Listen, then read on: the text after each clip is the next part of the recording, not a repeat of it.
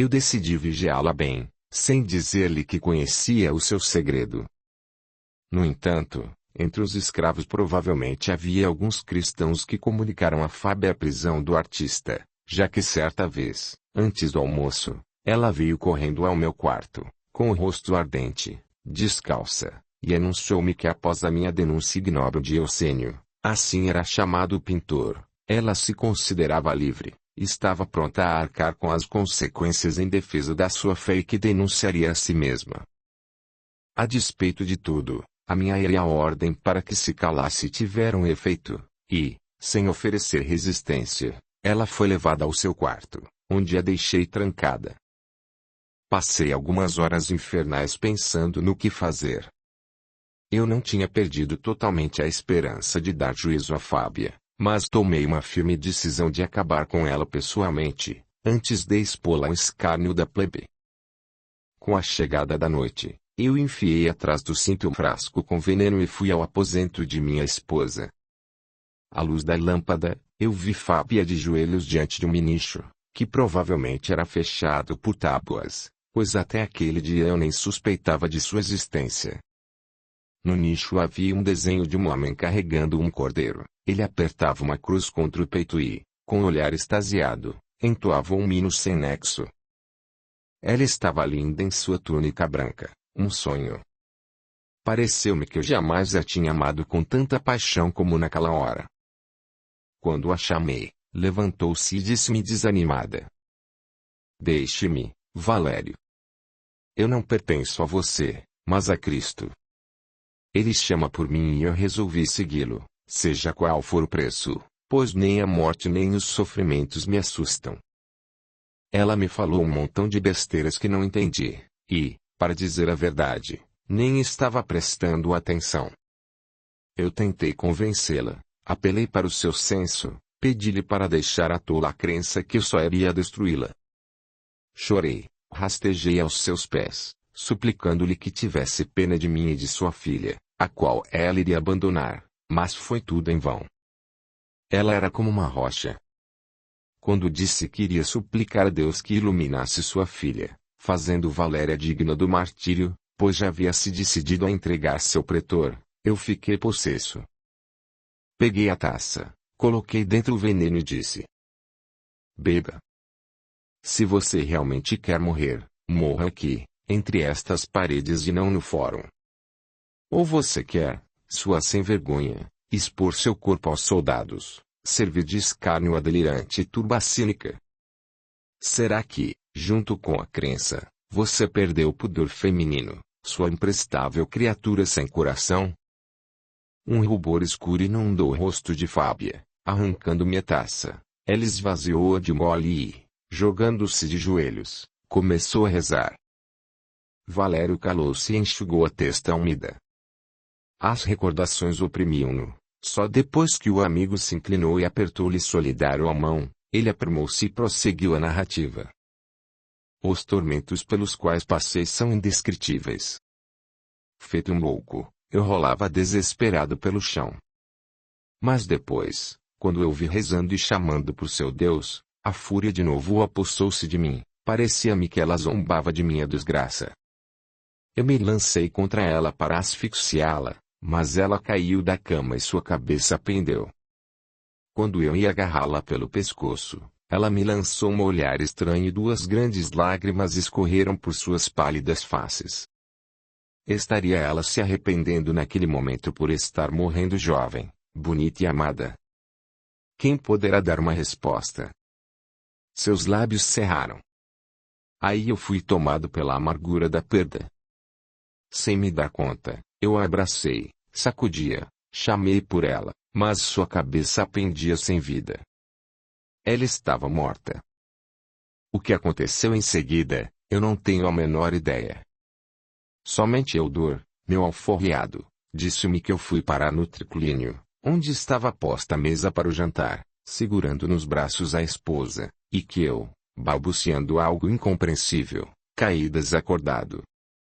Por 3 semanas minha vida ficou por um fio e, quando finalmente eu me levantei da cama, fiquei assim, como você está me vendo, um velho fraco e impotente.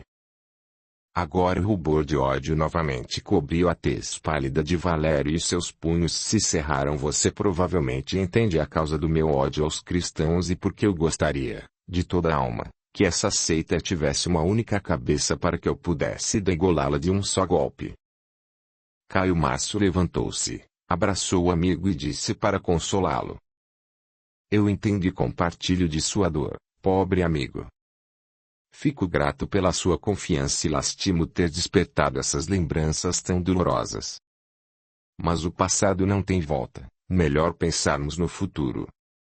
Diga-me, Valéria não herdou o caráter exótico da mãe dela? Não diria isso. Ela é dócil, tranquila e diligente no cumprimento de seus deveres religiosos. E se lhe despertará ou não o veneno hereditário de apóstata, é difícil dizer. Gal, de qualquer forma, deverá observá-la. Eu o avisarei disso. Alexandria está cheia de fiéis. Ele agirá sensatamente se a proteger de qualquer contato com eles. As visitas que entravam interromperam a conversa afetuosa dos amigos. No dia marcado, Valério viajou à sua propriedade perto de Capuí, onde residia desde a época em que deixou o serviço público. Ao chegar em casa, não querendo perturbar a filha que estava dormindo, ele ordenou que lhe dissessem que ela fosse falar com ele tão logo acordasse. No dia seguinte Valério achava-se trabalhando no seu gabinete, arrumando papéis e documentos dos bens que se destinariam ao dote da filha, quando uma voz tímida se ouviu ao seu lado. Bom dia, papai. Eu vim, como você pediu. Absorto em cálculos, Valério não notou a porta abrindo nem os passos leves que se aproximaram. Passaram alguns minutos antes da filha decidir-se a falar com ele. Valéria era uma moça bonita, alta e esbelta, de tez pálida e traços regulares. Faltavam-lhe o frescor e altivez alegre da juventude, de toda a sua figura emanava um ar de triste contemplação. Bom dia, minha criança, saudou Valério com orgulho paterno, olhando afetuosamente para a figura esbelta da filha, beijando-a na testa, fê-la sentar-se. Eu a chamei para lhe dar a notícia de uma grande felicidade. Caio Márcio Dolabelli pediu sua mão para seu único filho, Gal, e eu aceitei. A partir de hoje mesmo, eu preciso me empenhar na preparação de seu dote, pois daqui a 6 semanas nós vamos a Roma e 2 meses depois celebraremos o casamento.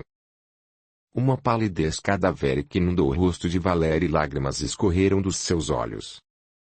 Não, não, eu não quero me casar, gritou ela com voz entrecortada, estendendo em súplica as mãos para o pai. Eu quero ficar com você. Valério ficou rubro e com senho carregado perguntou. Explique-me, por favor, por que você está contra esta brilhante união com um rapaz jovem e bonito, que ocupa uma posição alta e que seu pai escolheu para ser seu marido? Eu não quero. Esse casamento é-me odioso, repetiu Valéria, esquecendo em sua emoção habitual o medo que o pai lhe infundia.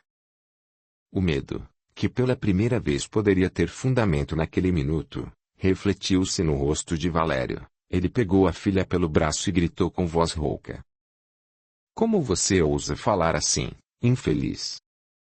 É-lhe odioso o casamento bem mais sagrado e honroso da mulher? Terá você se tornado também uma cristã? Não lhe terá virado a cabeça a maldita seita, sugerindo uma aversão ao casamento? Valéria continuou calada, então o pai sacudiu-a fortemente e repetiu. Confesse. Confesse. Ousou você envergonhar meu nome, misturando-se entre aquela gentalha de miseráveis e de mentes. Pois saiba que eu a matarei com as próprias mãos e não permitirei que a açoitem no fórum ou que os gladiadores arrastem seu corpo desfigurado e ensanguentado pela areia da arena. Ele correu até a parede, puxou uma estilete sírio de lâmina curvada e sacudindo ameaçadoramente partiu em direção de Valéria, que, muda de pavor, caiu de joelhos. Naquele instante, ele estava realmente possesso, seu rosto desfigurou-se. Os olhos estavam injetados de sangue, e bolhas de espuma tremiam-lhe nos cantos da boca. Confesse e morra, se você é cristã, repetiu ele em voz trovejante. Não, eu não sou cristã, murmurou Valéria semi-morta. Mas eu não conheço o filho de Dolabelli. Eu não posso amar uma pessoa que não conheço, e prefiro ficar com você. A mão de Valéria pendeu e o estilete caiu no chão. Um suspiro de indescritível alívio soltou-se de seu peito. Apenas isso? Nesse caso, chega de besteiras. Seu marido deixará de ser um estranho, e Gal é suficientemente bonito e educado para conquistar o coração de uma mulher.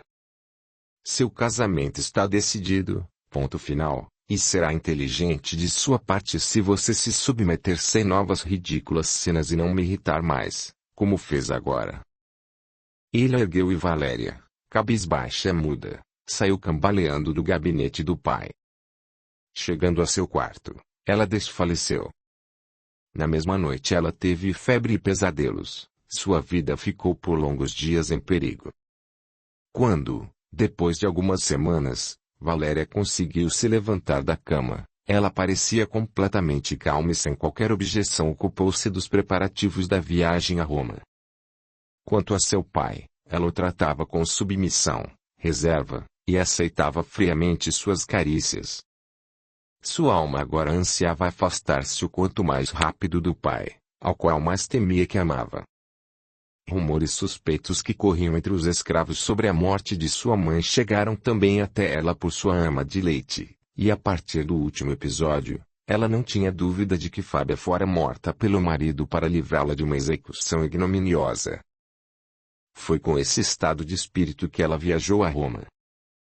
No dia da chegada, Valério foi imediatamente à casa do seu velho amigo para marcar o dia do noivado, que foi combinado para 2 dias depois, visto que Gal estava ausente e só voltaria na véspera da cerimônia. Calma e com o rosto concentrado, Valéria compareceu à basílica, já cheia de parentes, amigos e convidados conhecidos. O senador com o filho também já estavam lá. Pela tradição antiga, para a cerimônia foi escolhida a primeira hora do dia, o que, conforme se dizia, prenunciava uma união feliz. Gal era um homem bonito, de 27 anos de idade, esbelto, ágil, inteligente e educado. Ele fazia muito sucesso em Roma. No que dizia respeito a seu casamento, ele encarava-o com indiferença e nada objetava a isto. A jovem escolhida para ele pelo pai pertencia a uma família de antigos patrícios, era rica e, segundo o que diziam, muito bonita. Isto para ele já era suficiente, pois seu coração estava desimpedido. Não obstante, no momento em que ele entrava na basílica da casa de Valério para assinar o contrato nupcial com a mulher que ele iria ver pela primeira vez, um certo sentimento de curiosidade e medo se apoderou dele.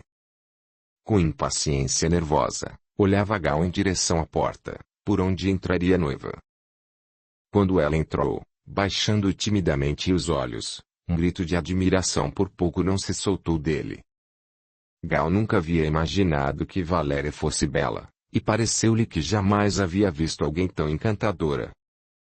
Valério fez a filha aproximar-se do noivo, o coração da jovem batia dolorosamente e a cabeça insistia em ficar abaixada.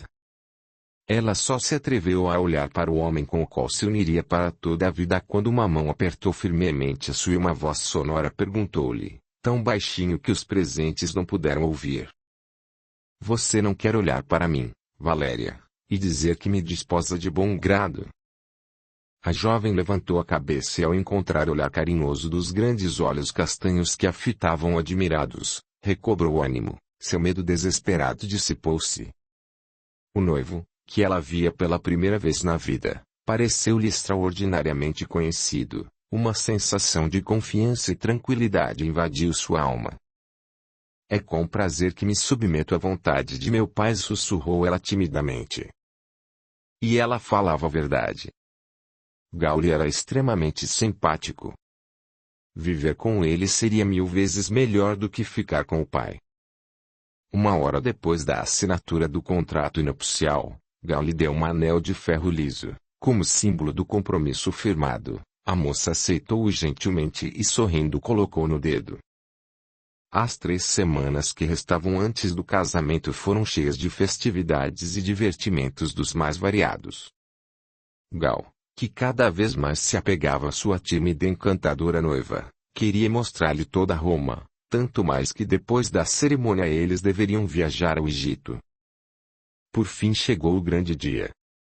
Já desde cedo, as moças, em parte conhecidas do noivo, em parte recém-conhecidas de Valéria em Roma, aboletaram-se em enxames na casa de Valério para vestirem a noiva. Crescida e educada em solidão, Valéria sentia-se feliz entre as suas coetâneas. Em meio a uma alegre algazarra, elas vestiram Valéria numa túnica lisa branca que caía até o chão, calçaram nela botinas de couro amarelo, envolveram seu corpo e a cabeça, como era de praxe para as noivas, com uma pala vermelha que lembrava uma adorno de cabeça de vistas e que servia de símbolo de pureza e inocência. O vestido estava pronto, e a noiva, após beijar as amigas, desejou-lhes que esse dia chegasse logo também para elas. A seguir, acompanhada por uma ilustre matrona que lhe substituiu a falecida mãe, ela se dirigiu à basílica onde os convidados já estavam reunidos. Esperando pelo sumo sacerdote Flamindiol, que deveriam abençoar o matrimônio, mal os convidados cercaram a noiva e a cobriram de cumprimentos e votos de felicidade, ouviu-se bater a porta e o anúncio da chegada dos sacerdotes. Com atenção respeitosa, Valéria e o senador acompanharam os sacerdotes ao sacrário da casa, os nubentes, um ou outro dos parentes próximos, e mais 10 testemunhas exigidas por lei os seguiram, mas Valério ordenou que fosse aberto o peristilo, e assim os demais convidados juntaram-se sobre os pórticos, podendo dali assistirem à cerimônia. Gal e Valéria sentaram-se na cadeira coberta por pele de ovelha, trazida em sacrifício. Flamindiol postou-se diante deles, juntou as mãos direitas dos nubentes e pronunciou solenemente as palavras sagradas que os uniriam. A seguir, a Juno, protetora de casamento, foi trazido um sacrifício, feita uma oferenda de vinho, leite e mel e abençoado pão de trigo, denominado farum, trazido por Valério. A oferenda do pão deu um outro caráter à cerimônia, que neste caso tinha o nome de confarreatio, conferia à esposa os mais amplos direitos, e distinguia-se do casamento, então praticado em Roma, através da compra. Nota: cabe observar que a união matrimonial romana tipo compra, coemptio, privava a esposa do direito de reverenciar penati seu marido. Tal esposa, à semelhança de mulher unida pelo matrimônio, confarreatio, não portava o título de matrona, denominava-se somente mãe de família, e sua posição dentro de casa, pela lei, era próxima de uma escrava. Após a cerimônia, todas as testemunhas assinaram um protocolo de casamento que deveria, mais tarde, ser enviado ao tabulário público, e sua cópia ser guardada nos arquivos, em casa. Na mesma noite, a hora em que no firmamento fulgia Vésper, Vênus, Valéria, com grande pompa, foi levada à casa de seu esposo. Quando o cortejo barulhento da recém-casada, à luz de achotes, chegou à casa de Gal, decorada com grinaldas de folhas e flores e iluminada por luminárias, o jovem marido ficou junto à entrada e, dirigindo-se a Valéria, perguntou: "Quem é você?" "Onde você é Caio, eu serei Caia", respondeu a jovem esposa. Esta resposta de grande significação para ele estabelecia a igualdade entre ela e o esposo, conferindo-lhe poderes para participar de funções religiosas inerentes à ascendência de seu esposo. Foi pronunciada de forma tão humilde e tímida que comprovava cabalmente que ela seria uma esposa submissa.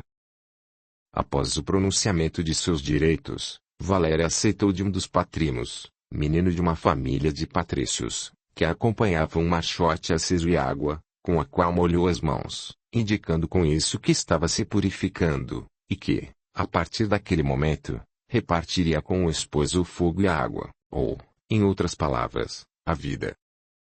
A seguir, ela amarrou fitas brancas de lã nas portas, mostrando assim que ela seria uma dona de casa diligente, e, para se proteger de feitiçaria, untou-as com gordura de porco e lobo. Depois, para que a recém-casada não tocasse a soleira com o pé, as amigas ergueram-na e carregaram-na para dentro da casa.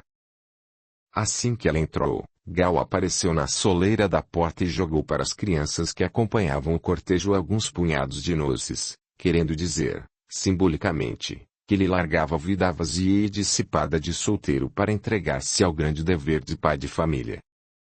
Naquela época, na cética e pervertida Roma apinhada de estrangeiros, certas tradições outrora respeitadas na maioria das vezes já estavam esquecidas e eram praticadas muito raramente, mas o ódio que Valério nutria por cristãos fez com que lhe cercasse o casamento de sua filha com todas as cerimônias religiosas e civis estabelecidas pelos ancestrais.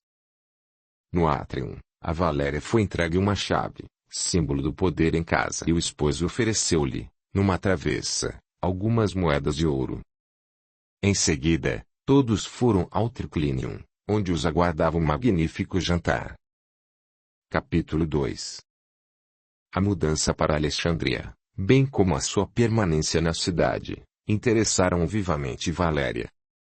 Educada como uma ermita na retirada propriedade do pai, ela desconhecia a vida, e tudo agora ocupava sua atenção e a distraía. Quando em pé junto do marido no convés da trirreme ela viu a antiga terra do Egito, uma sensação incompreensível e vaga de algo feliz e inquietante tomou conta de Valéria.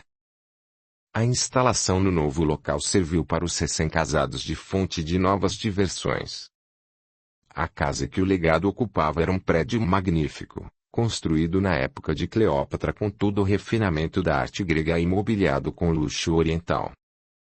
Uma vez que Gal e a esposa trouxeram de Roma uma infinidade de objetos valiosos e um número grande de escravos, a ordem foi estabelecida. O casal divertia-se e nenhuma nuvem obscurecia sua vida conjugal na luxuosa moradia. Gal se afeiçoava cada vez mais à sua tímida e delicada companheira de vida.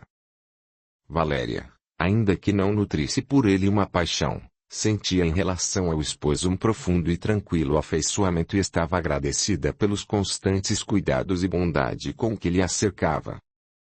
Assim se passaram calmamente alguns meses. Gal já conseguira arrumar um círculo de conhecidos e amigos entre os quais havia um filósofo grego, chamado Filatos, e um velho egípcio com tez cor de bronze, sacerdote do templo de Isida, tido como descendente de uma velha dinastia real, cujo aspecto externo lembrava uma estátua de basalto. Valéria gostava de conversar com Filatos, que lhe ministrava aulas de grego, língua que ela conhecia pouco. Quanto a Pentaur, tinha medo dele e tremia quando os olhos negros do egípcio a fitavam fixamente. Gal, entretanto, gostava do sacerdote e convidava-o frequentemente, conversando com ele horas a fio sobre o passado do Egito. Uma incrível paixão pela antiga terra dos faraós despertou-se em sua alma, e ele, com extraordinário interesse, visitava e pesquisava as ruínas de seu passado grandioso.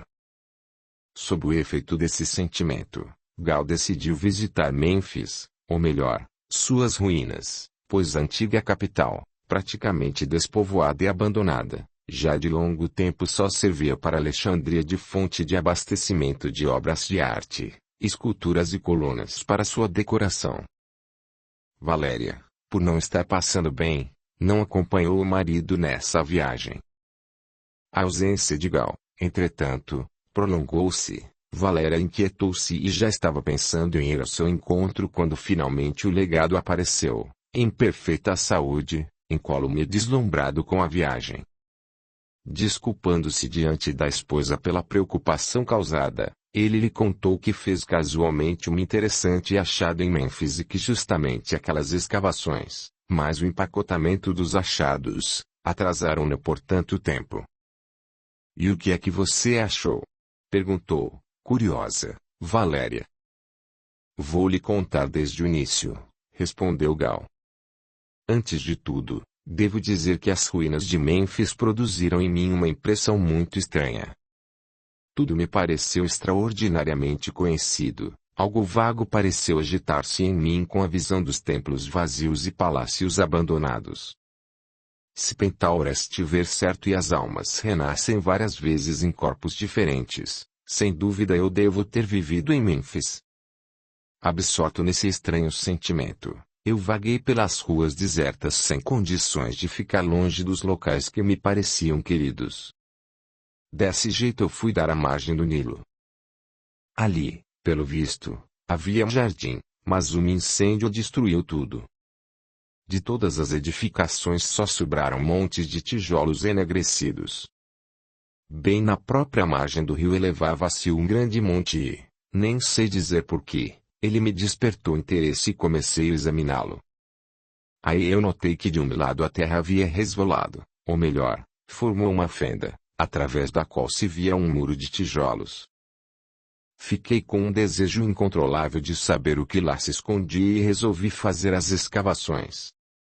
O meu desejo foi realizado por Pórcio, que juntou umas 200 de indigentes que habitavam as ruínas, felizes em ganharem alguns trocados. À medida que o trabalho progredia, tornava-se claro que sob aquele monte se escondia uma pequena pirâmide. Verificou-se que eu dei sorte em começar as escavações daquele lado, pois ali se achava a entrada, uma alta e estreita porta de bronze, lacrada com selo. É difícil transmitir-lhe, Valéria, o que eu senti quando, cuidadosamente, tirei o lacre e o meu pessoal, após muito esforço, abriu a porta. E você achou um tesouro? Interrompeu Valéria com crescente interesse, acompanhando a narrativa do marido. Gal sorriu e balançou a cabeça. Você quase adivinhou. A pirâmide escondia um tesouro, uma obra de arte. 2 esfinges de magnífico trabalho, como eu jamais havia visto. Os olhos, feitos de pedras preciosas, pareciam vivos, as cláfitas eram esmaltadas. Bem, você mesma vai poder vê-las. Mas o que é mais estranho e impressionante é que a cabeça da mulher é extraordinariamente parecida com a sua. Como? A cabeça da esfinge parece comigo? Exclamou, atônita, Valéria. Impressionante.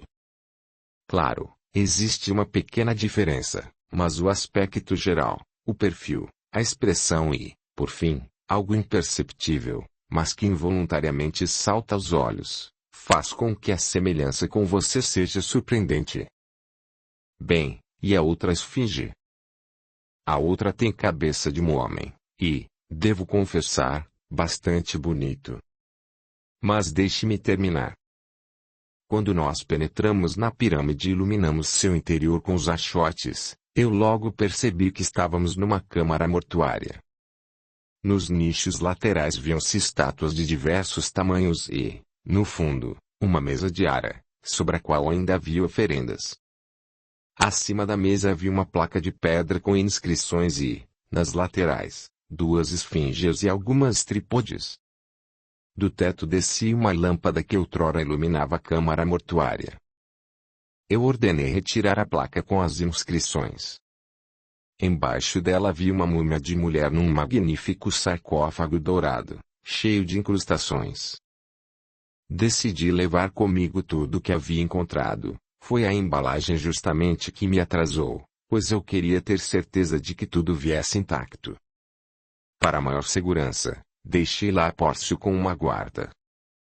E quando é que será o transporte? Acho que daqui a 3 ou 4 dias.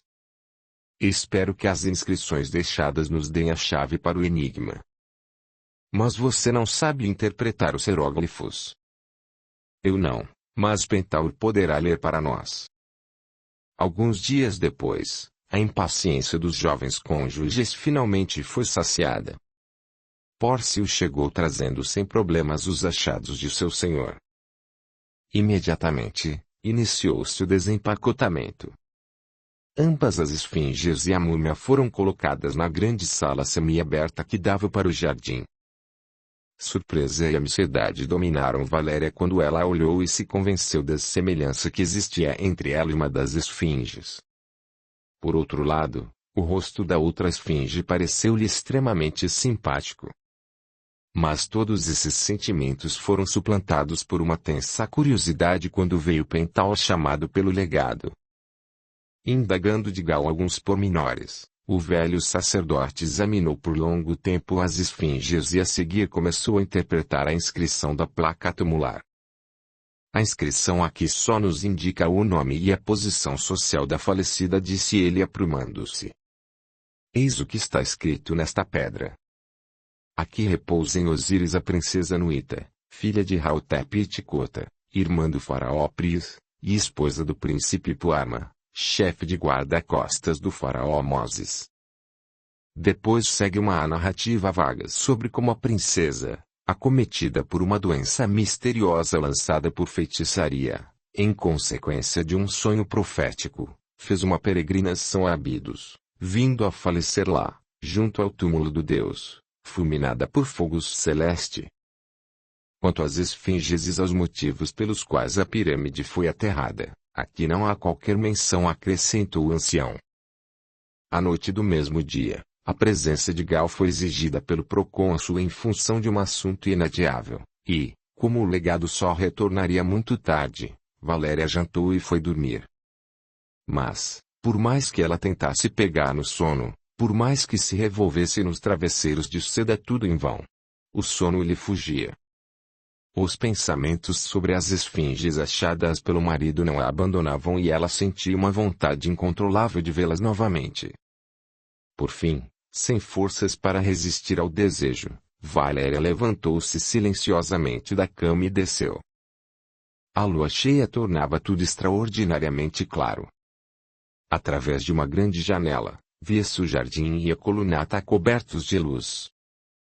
Dentro da sala onde se encontravam as esfinges estava tão claro como de dia, e somente bem no fundo reinava uma penumbra misteriosa, entrecortada por um fino raio de luz que dourava o mosaico do piso e os adornos do sarcófago. Os olhos das esfinges flamejavam como se tivessem vida.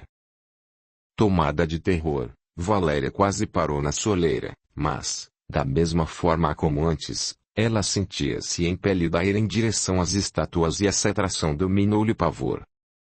Ao atravessar correndo a sala, parou diante da esfinge com a cabeça de homem e com um misto de curiosidade e perturbação começou a examiná-la. Onde poderia ela ter visto aqueles traços regulares, uma boca finamente desenhada e o nariz aquilino? Em vão ela remexia nas lembranças, sua memória nada dizia. Subitamente ela sentiu tontura, pareceu-lhe que a esfinge começou a soltar de dentro de si um estranho e sufocante aroma. Seus membros ficaram pesados e ela, sem se dar conta, caiu de joelhos, sem tirar os olhos daquele olhar de esmeraldas que parecia fitá-la de maneira penetrante. Parecia a Valéria que agora ela flutuava no ar e que tudo em sua volta havia adquirido um outro aspecto. O teto da sala foi substituído por galhos de árvores, a esfinge moveu-se e aos poucos assumiu o aspecto de um homem que se inclinou sobre ela, puxou-a contra seu peito e beijou-a apaixonadamente. Uma sensação desconhecida, jamais experimentada, encheu o coração de Valéria, um prazer indescritível tomou conta dela. Mas tudo isso durou um instante, uma escuridão profunda tudo envolveu. E Valéria pareceu estar voando em direção a um sombrio sorvedouro. O último lampejo da consciência extinguiu-se. Já era mais de meia-noite quando Gal saiu do palácio do procônsul. Era uma noite tão maravilhosa, calma e aromática que ele resolveu ir a pé. Dispensando a liteira, ele foi andando devagar para casa. Era mais rápido atravessando o jardim, pois Gal já havia dado ordem para fazer uma porta no muro, cuja chave ele sempre carregava consigo.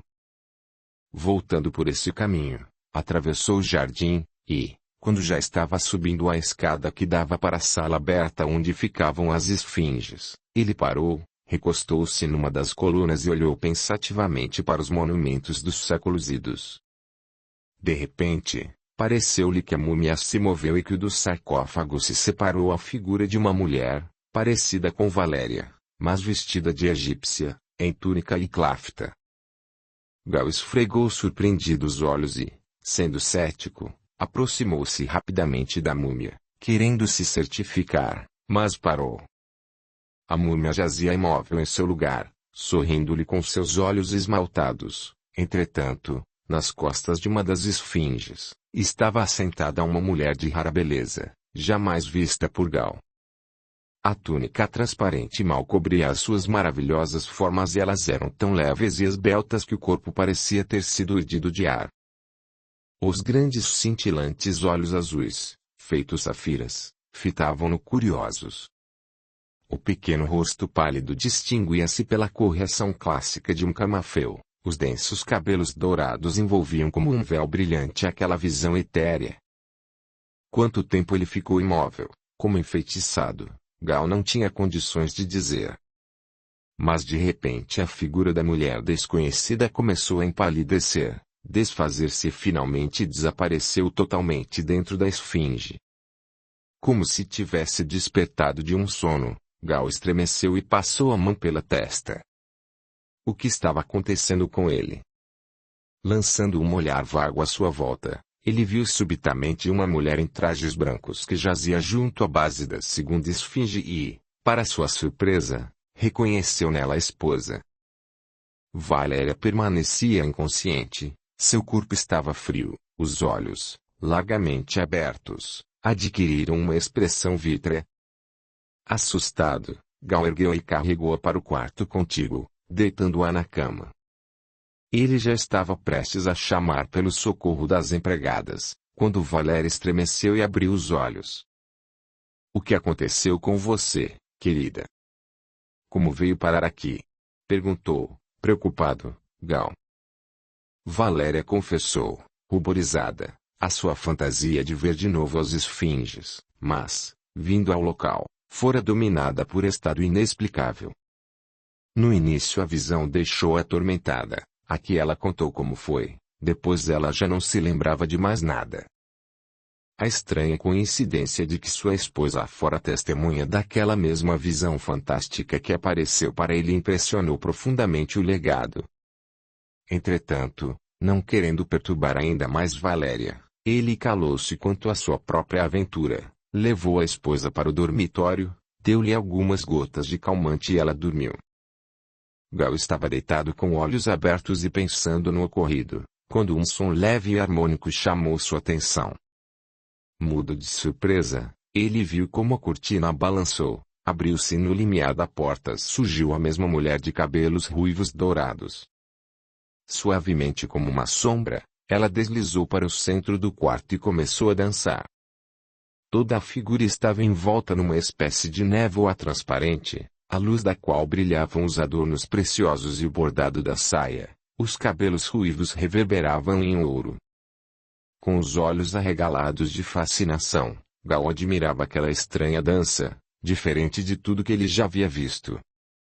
Os movimentos lentos e graciosos da dançarina distinguiam-se por sua plasticidade inigualável, o esguio e delicado corpo ondulava-se para trás e curvava-se como cana-de-açúcar ao vento. Os braços que se levantavam bem para o alto possibilitavam avaliar toda a perfeição de suas formas ideais. Os movimentos tornavam-se cada vez mais rápidos. Ela rodopiava na ponta dos dedos e voava feito uma borboleta, sua juba dourada esvoaçava no ar e a echarpe dourada que ela segurava sobre a cabeça se enchia de ar como vela de barco. Gal, suspirando profundamente, soergueu-se e caiu novamente sobre os travesseiros. Será que estava ficando doido? De tanta agitação, não conseguiu pregar os olhos a noite inteira, e só ao amanhecer esqueceu-se por algumas horas num sono profundo. Quando ele acordou, a impressão da visão noturna dissipou-se e teve vergonha de confessar a si tais bobagens, originadas, pelo visto, pelo cansaço. Durante toda uma semana não aconteceu nada de sobrenatural e a vida corria em seu curso normal. Gal acalmou-se por completo e teria esquecido todo o episódio não fosse Valéria que se queixava de dor de cabeça a toda vez que eles se reuniam na sala das esfinges. Ela afirmava sentir um aroma sufocante que lhe causava tontura, mas, visto que ninguém mais sentia aquele aroma, todos troçavam dele. Filatos dizia brincando que a princesa Nuita, provavelmente invejando a sua beleza viva, causava-lhe, de raiva, as dores de cabeça, envenenando o ar com o aroma que só ela podia sentir.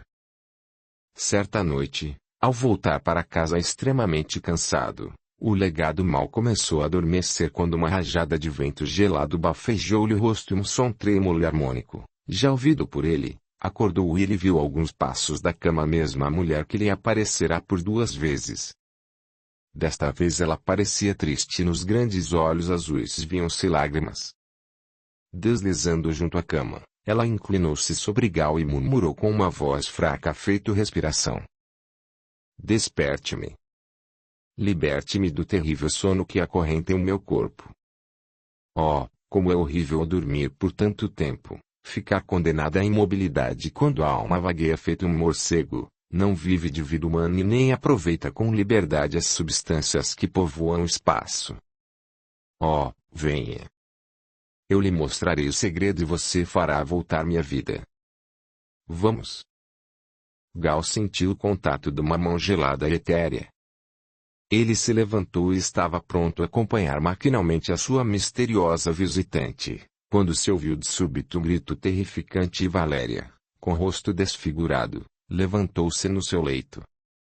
No mesmo instante a visão desapareceu e, quando Gal se recuperou por completo, viu-se prostrado no meio do quarto, sentindo por todo o corpo um tremor glacial. Dominando a muito custo a fraqueza, ele conseguiu chegar até a cama e perguntou a Valéria o que havia assustado. Ah, que sonho medonho eu tive, respondeu ela, apertando-se ao marido. Eu vi que a esfinge com a cabeça de mulher entrou no nosso quarto e ergueu sobre nós a sua pesada pata de pedra. Juro por Plutão e por todas as divindades do inferno, já não tenho dúvidas de que essas enfeitiçadas! Exclamou Gal irado.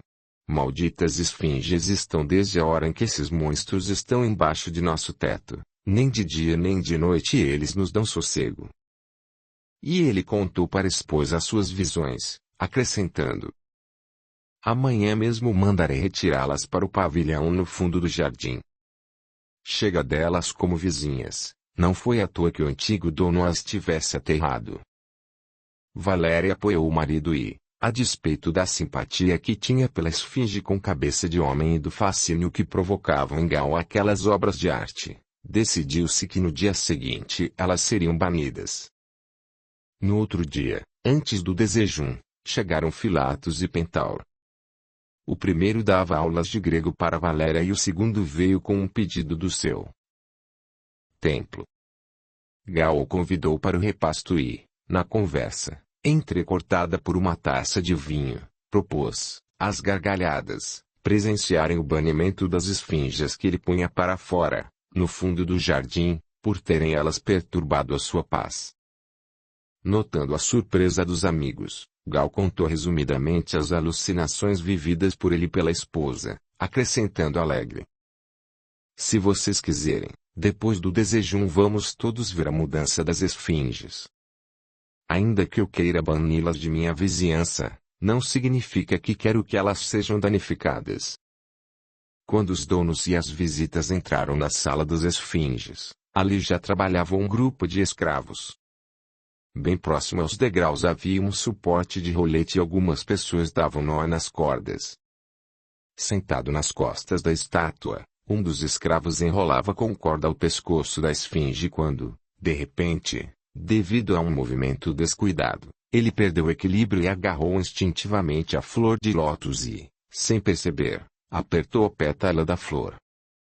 Ouviu-se um estalido e a esfinge começou a deslizar lentamente de seu lugar, deixando à mostra uma abertura no pedestal. O escravo, soltando um grito, caiu no chão e os presentes recuaram aterrorizados. Onde já se viu uma esfinge se mover. Gal foi o primeiro a se aproximar da esfinge e gritou surpreso. Vejam. O pedestal é oco e dentro dele, se não me engano, jaz uma múmia. Aproximaram-se os outros, olhando curiosos para dentro, e nas almofadas púrpuras viram que jazia um corpo de mulher, a julgar pelos compridos cabelos loiros. Seu rosto estava coberto por um tecido amarelado. Gal tirou impaciente o tecido e ficou petrificado de atordoamento, sem acreditar em seus olhos. Diante dele jazia o corpo da mulher de suas visões noturnas. Feito cera, Erixu repousava em seu sarcófago, iluminada por raios solares com milhares de faíscas reverberando em seu colar de pedras preciosas. Audiolivro realizado pelo canal Surya Chand Audiobook. É uma verdadeira Afrodite. Já viu alguma vez um corpo que tenha se preservado tão bem? Somente a grande ciência de seus ancestrais poderia criar uma obra tão magnífica. O sacerdote se inclinou e, após um exame atento, observou. Eu jamais vi uma múmia sem bandagem e tão bem preservada. Olhe ali, perto do corpo há um escrínio, talvez nele haja uma explicação para esse enigma. Gal pegou rapidamente o pequeno escrínio de marfim e abriu. Nele havia 2 frascos e um rolo de papiro com os símbolos heráticos. Isso já é com você, caro Pentaur, leia para nós o papiro, pediu o legado, estendendo o rolo para o egípcio. O sacerdote começou a ler e uma surpresa profunda estampou-se em seu rosto de bronze. Aqui está escrito o seguinte. Coloque numa pequena taça vinho quente e acrescente a metade do conteúdo do frasco amarelo e, em seguida, ponha, gota por gota, a mistura em minha boca, leu Pentaur. Todos se entreolharam caladores e perplexos. O enigma aumentava. Gal foi o primeiro a opinar. Vamos tentar, meus amigos, seguir a instrução. O resto é por conta dos deuses. Primeiro vamos tirar esse misterioso cadáver de sua tumba secular e colocá-lo aqui, neste banco. Você, Filatos, traga uma taça de vinho quente. Eles levantaram cuidadosamente o corpo de Erixo e o levaram ao jardim. O corpo era flexível e, à luz do dia, tinha um aspecto terroso. As unhas e as pálpebras estavam azuladas. Ela está morta. Que destino funesto a enterrou tão jovem e maravilhosamente bela nesse sarcófago, observou, solidária, Valéria.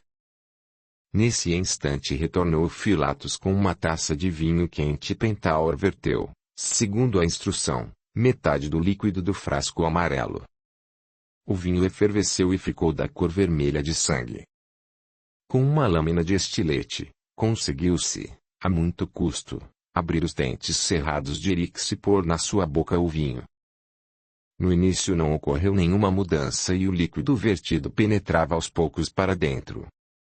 Os presentes circundaram o banco sem tirar os olhos do corpo. De repente ele começou a perder o aspecto terroso, os pontos cerúleos, a desaparecer, e a pele, a embranquecer até ficar rosada.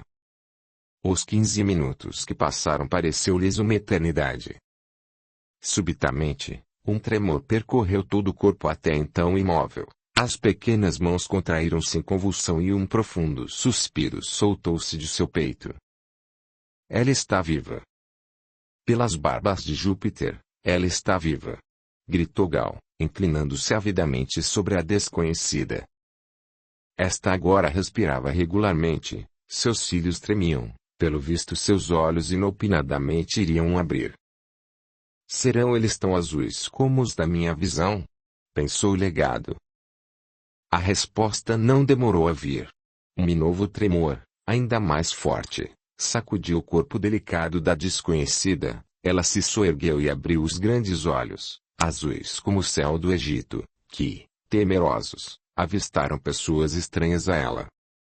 Essas novamente recuaram aterrorizadas diante daquela criatura incomum que saiu viva da estátua, enterrada por séculos inteiros. Alguns minutos se passaram num silêncio angustiante. A desconhecida, nesse interim, levantou-se do banco, mas, no mesmo instante, recostou-se na parede, as pernas tremiam e se recusavam a servi-la. Um minuto depois, ela perguntou em egípcio. Onde estou? Quem são vocês, pessoas por mim desconhecidas? Apenas Pentaur entendeu e, aproximando-se, respondeu suavemente. Você está entre amigos.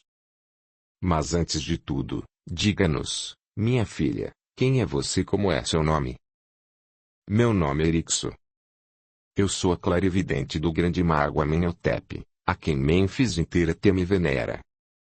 Você, meu pai, Eu reconheço pelos sinais. Você é sacerdote da grande torre de Zida. Aceite a minha saudação. Com essas palavras, ela se ajoelhou respeitosamente diante do sacerdote. Seja meu protetor, prosseguiu ela. Dê-me ou peça para aqueles sacerdotes desconhecidos uma liteira para que eu possa voltar para casa. Ou melhor, mande alguém buscar meu anão e meus carregadores. Pena e solidariedade ficaram estampados no rosto bronze do egípcio. Ele já ia responder quando Pilatos o interrompeu impaciente. O que ela está dizendo? Transmita-nos a conversa, Pentauro. Será que não vê que estamos morrendo de curiosidade? Concordo totalmente com ele, acrescentou rindo Gal. Ambos começaram a falar em grego. Poder-se-ia imaginar a surpresa e admiração dos dois, quando Erixo, voltando-se para eles, perguntou alegre. Vocês são gregos? Sem dúvida vocês são sacerdotes da terra dos meus ancestrais. Oh, como estou feliz! Digam-me, na casa de quem eu estou? Eu gostaria de voltar para casa, estou tão cansado e com fome. Ela pensou um pouco e depois acrescentou indecisa. Eu preciso ver Bezu. Não sei por que ele não seguiu fielmente as minhas ordens. Agora todos a entendiam, pois ela falava em grego e suas palavras provocaram simpatia geral. Entretanto ninguém se atreveu, sem prepará-la antes, a contar a terrível verdade de que séculos inteiros passaram desde o momento em que, por razões desconhecidas, ela foi obrigada a deitar-se no interior da base da esfinge. Gal foi o primeiro a tomar coragem. Pegando a mão de Valéria, ele se aproximou de Erixo e disse amigavelmente. A que você está em minha casa? Esta é a minha esposa, Valéria, e ela será sua irmã. Assim como eu, ela saúda sob o nosso teto. Você disse que estava com fome. Permita-me oferecer-lhe algo para fortalecê-la e, quanto ao resto, teremos muito tempo para conversar. Ela agradeceu e seguiu ao triclínio, onde a mesa já estava posta. Mas Erixo, pelo visto, estava inquieto e com desconfiança examinou o ambiente. Depois de tomar vinho e comer uns pães de mel, novamente começou a pedir que a levassem para casa. E quem é esse Amenhotepe ao qual você quer voltar? Perguntou Gal. Como? Você não conhece Amenhotepe? Você não conhece o grande mago que governa as forças da natureza? Os espíritos do espaço o servem, ele pode pairar no ar e com um gesto de mão criar um palácio, gritou Erixo. Depois ela acrescentou desconfiada. Você simplesmente está querendo rir de mim. Em Mênfis, desde o faraó até o último carregador de água, todos conhecem Amenhotepe e sua casa à margem do Nilo. E como é o nome do faraó que dignou o mago com sua confiança? Perguntou por sua vez Pentauro. Erixo repentinamente empalideceu, uma suspeita de algo desconhecido e terrível surgiu em sua alma, pois ela respondeu em voz baixa, levemente trêmula. O glorioso faraó Moses II, vida, força e saúde. Carregava a coroa dupla da terra de Queme quando eu adormeci. Falem, pois, gritou ela ao ver os olhares surpresos e assustados dos presentes. Onde eu estou? Quem são vocês? Talvez sejam aqueles inimigos dos quais falou Amenhotepe. Quanto tempo eu dormi? Onde vocês me acharam? Ela cobriu a todos com perguntas alarmadas. Tal era a angústia e desespero em suas palavras, que todos ficaram penalizados. Aproximando-se de Erixo, Gal apertou-lhe a mão e disse.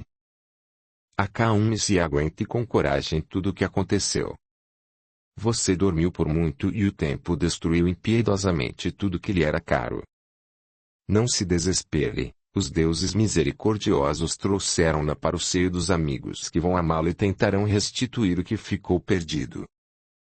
Com cuidado, palavra por palavra, Começou ele a descrever a jovem como e onde a encontrara e que mudanças ocorreram no mundo durante os 780 anos que se passaram desde a época do reinado de Amoses. Erixo via-o pálida feito cadáver, com olhos esbugalhados, apertando as mãos cerradas contra o peito. Quando ela se conscientizou por completo de que sobraram apenas ruínas daquilo tudo que outrora cercava, de que ela ficara sozinha nesse mundo novo e estranho, o pavor apoderou-se dela, agarrou a cabeça com as mãos e, em louco desespero, começou a correr pelo triclinium, batendo as mãos contra o peito e arrancando os cabelos. Finalmente, extenuada, caiu no chão e desabou em choro. Os presentes guardavam um profundo silêncio por entenderem que o choro lhe faria bem. Somente quando as lágrimas de Erixo se esgotaram, Valéria abaixou-se perto dela de joelhos, abraçou-a e começou a consolá-la dizendo que tanto nela como no marido ela encontraria uma nova família, em Pentauro e Filatos, fiéis amigos.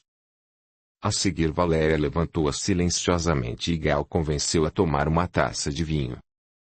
Erixo obedeceu maquinalmente. Ela parecia totalmente abalada.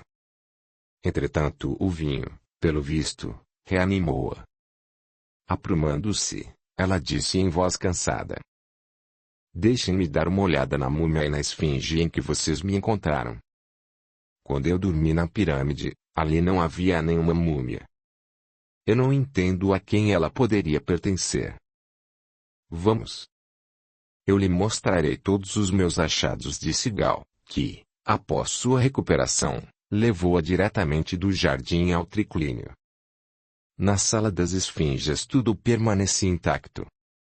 As cordas estavam espalhadas pelo chão, o suporte de roletes estava junto às plantas dos pés e a múmia jazia no solo.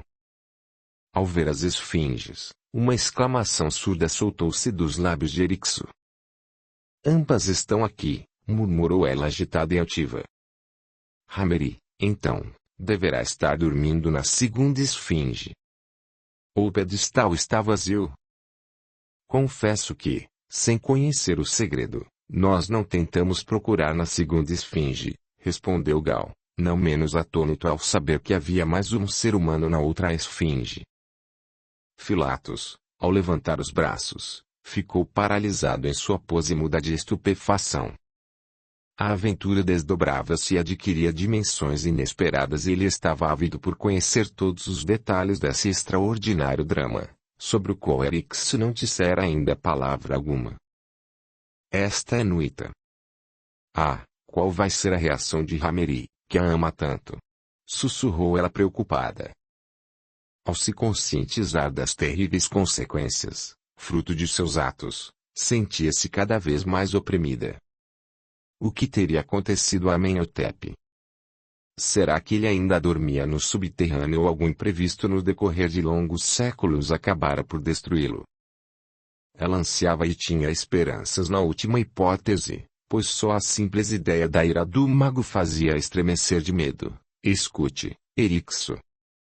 Conte-nos o que a levou a esse extraordinário sono."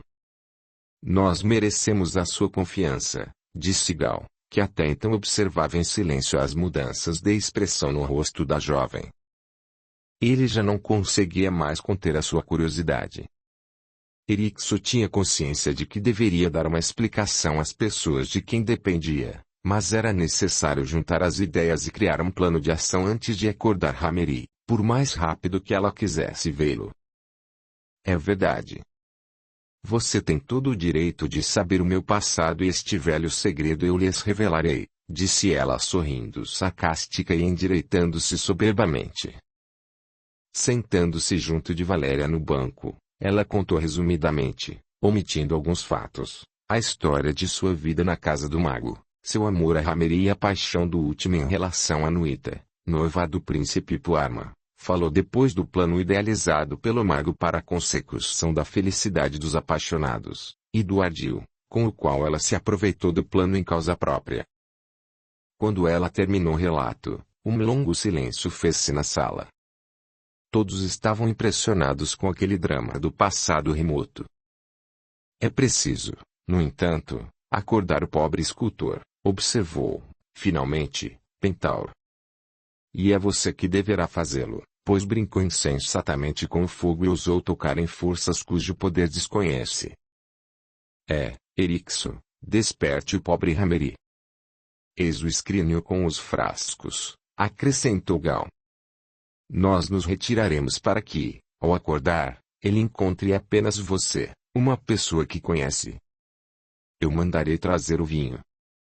Erixo pegou com indiferença o escrínio e permaneceu sentada, mergulhada em pensamentos, e só quando o próprio Gal lhe trouxe uma taça com o vinho quente, ela levantou-se e, calada, agradeceu-lhe com um gesto. Valéria e Gal, juntamente com os amigos, retiraram-se à sala vizinha, observando pela fresta o que iria acontecer. Erixo permaneceu ainda cerca de um minuto pensando. A seguir, sacudindo a cabeça, correu até a esfinge, subiu agilmente sobre o pedestal e apertou a flor de lótus. A estátua moveu-se no mesmo instante, deixando escancarado o interior oco, sobre o qual Erixo se inclinou impaciente. Viram como ela tirou o tecido amarelado que jogou no chão, como ela correu até a mesa sobre a qual estava a taça e o escrínio. Depois de preparar a poção, ela retornou à esfinge e, de tempos em tempos inclinando-se, foi encostando a taça junto aos lábios do escultor adormecido. Passaram cerca de 15 minutos. Os espectadores atrás do reposteiro ardiam de curiosidade e impaciência, quando subitamente Erixo se endireitou e pulou celery no chão. Ouviu-se um leve barulho e, em seguida, da cavidade surgiu a cabeça de um homem de clafta. Por alguns instantes ele ficou sentado, apertando a cabeça com as mãos, depois, com um pulo, ele saltou do sarcófago, onde ficara deitado por tantos séculos. Era um homem alto, magro e jovem, com o rosto da cor de bronze. Os grandes olhos negros vagavam surpresos e inquietos em volta de objetos desconhecidos. Por fim ele avistou Erixo, que se contraiu a segunda esfinge, pálida feito cadáver, segurando com a mão a taça com o resto de vinho. Um sorriso alegre iluminou o rosto de Hameri ao abrir a fileira de dentes alvos. Aproximando-se rapidamente da jovem, ele disse: Você por aqui novamente, nobre filha de Amenhotep. Você veio despertar-me.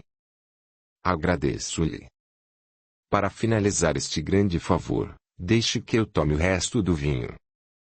Continuando a sorrir, ele pegou da mão dela a taça e tomou o resto de seu conteúdo. A seguir, espreguiçando os membros entorpecidos, disse em voz alta: Pelo jeito eu dormi muito. Parece que as pernas e os braços entorpeceram. Diga-me, por que seu pai não veio pessoalmente, como havia prometido? Após manter brilhantemente a sua pro. Ele calou-se ao ver a múmia. Empalidecido, inclinou-se e começou a ler a inscrição. Nunca! Gritou ele, dando um passo para trás. Nunca! Ela morreu um ano depois de seu casamento. Oh, por que então Amenhotep me despertou?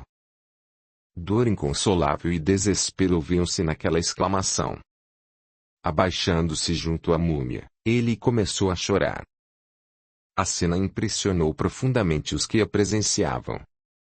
Aquela era uma situação no mínimo estranha, quando uma pessoa chorava a morte de uma mulher, falecida 7 séculos antes.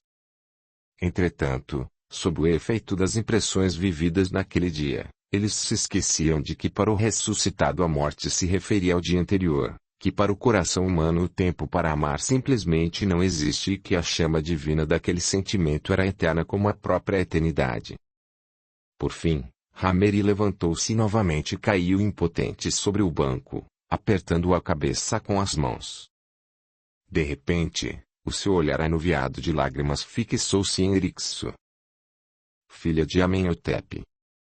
Explique-me tudo o que está acontecendo aqui. Não estou entendendo nada. Estou vendo as minhas esfinges. Por que as retiraram da pirâmide? Como elas vieram parar aqui junto à múmia de Nuita, neste local estranho? Quanto tempo eu fiquei dormindo? E por que o meu poderoso protetor não me acordou pessoalmente, quando a minha amada faleceu devido a um desconhecido e misterioso mal, conforme diz este escrito? Erixo, toda lívida e com um olhar febrilmente brilhante, aproximou-se lentamente dele. Na segunda esfinge, era eu que estava dormindo, disse ela em voz fraca e desanimada. Nós dormimos por tanto tempo que o reino dos faraós já não existe mais faz muito tempo e Mênfis transformou-se em ruínas. Fomos encontrados, por acaso, por estrangeiros. Foram eles que me acordaram hoje de manhã nesta cidade desconhecida que não existia em nossa época. Você perdeu o juízo ou está caçoando de mim? Interrompeu a irado Rameri ao levantar-se. Responda-me, por que você não a minha amada Nuita deitou no esconderijo preparado por seu pai? Rameri! Exclamou ela, pondo-se de joelhos e estendendo em súplica as mãos em sua direção. Escute-me, perdoe-me se puder. Ou mate-me. Você saberá de toda a verdade. O amor que eu tenho por você levou-me a este delito. Com a voz embargada pela emoção, ela, em poucas palavras, omitindo a sua vida com o mago, contou-lhe de seu amor por ele e do expediente utilizado por ela para trocar de lugar com Nuita, contando com a esperança de acordar jovem e bonita, enquanto a princesa já teria envelhecido. O que teria atrapalhado esse plano ela não sabia dizer, e a única certeza era de que, graças a uma circunstância desconhecida, eles dormiram por séculos inteiros e despertaram neste mundo, novo e estranho para eles. Avidamente inclinado para a frente, respirando com dificuldade, Rameri ouvia. Oh! Gritou ele fora de si, empurrando bruscamente Erixo. Criatura desprezível! O que você fez? A que sofrimentos de mente você me sentenciou? Louco de fúria, ele procurou atrás do cinto o cabo da adaga. Gal achou que era hora de interferir na questão. Pentaura estava plenamente de acordo. Ambos, em 2 pulos, colocaram-se junto a Erixo, que permanecia ajoelhada, sem esboçar qualquer movimento em sua defesa. Ao ver o sacerdote e uma pessoa estranha em roupa de estrangeiro, Rameri abaixou a mão.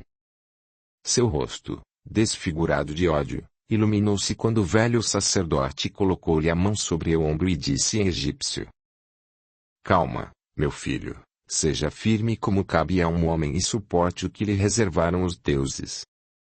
Esta infeliz picou por amor a você. Por maior que seja o infortúnio, você não deve ser cruel com ela. Não é Erixo que deverá ser punida, mas aquele mago, cuja imprudência permitiu que ela penetrasse no segredo e lhe possibilitou ter em mãos essa poção terrível e misteriosa que imobiliza as forças vitais. Venerado Pai. Então, tudo o que ouvi é verdade? Será isso possível? Murmurou Rameri, a custo retomando o fôlego. De fato, meu filho. Tudo é verdade e é possível, pois você está vivo. Seu nome é Rameri, não é? Assim, Rameri, na desgraça que desabou sobre você, os deuses foram-lhe misericordiosos. Eles lhe deram um amigo e protetor no dono desta casa, o nobre Igal, que o ajudará a refazer uma vida nova neste mundo desconhecido para você. Se você e Erixo falam grego, vocês poderão se explicar com ele.